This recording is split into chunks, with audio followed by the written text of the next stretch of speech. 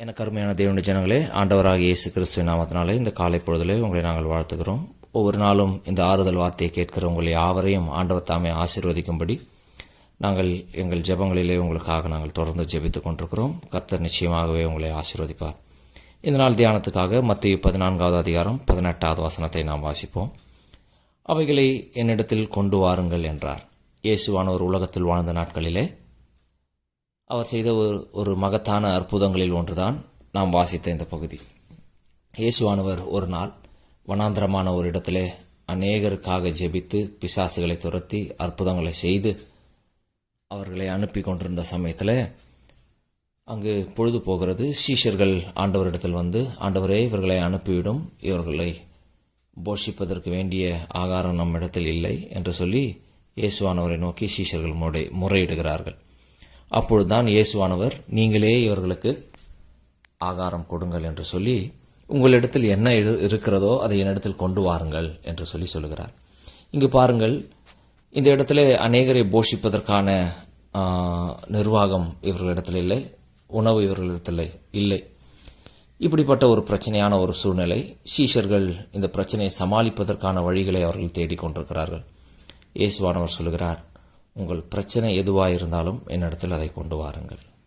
அதுதான் இயேசுவானவர் சொல்லுகிறார். ஒருவேளை இதை கேட்டுக்கொண்டிருக்கிற எனக்கு அருமையான தேவனுடைய ஜனங்களே, உங்கள் வாழ்க்கையில் என்ன பிரச்சனை இருக்கிறது? நீங்களாக சமாளித்து விடலாம், நீங்களாக இதை சரி செய்து விடலாம் என்று சொல்லி நீங்கள் நினைத்து கொண்டிருக்கிறீர்களா?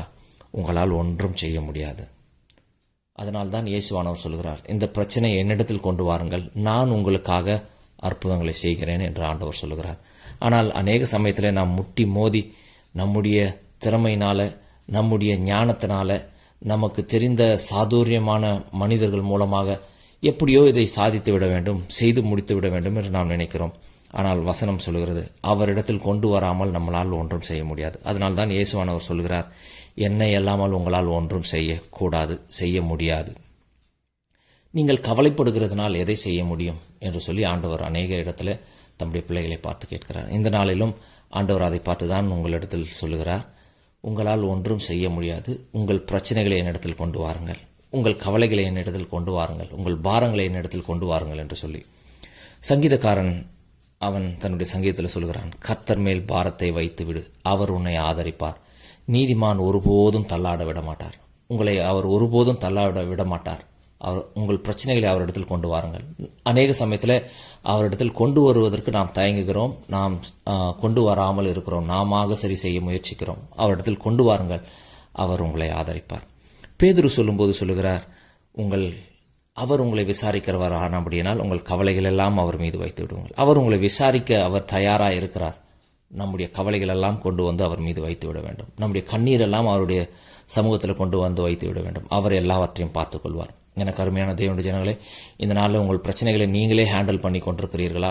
ஆண்டவரிடத்தில் கொண்டு வந்து கொடுத்து விடுங்கள். அவர் எல்லாவற்றையும் சரி செய்து விடுவார். கர்த்தர் தாமே உங்களை ஆசீர்வதிப்பாராக.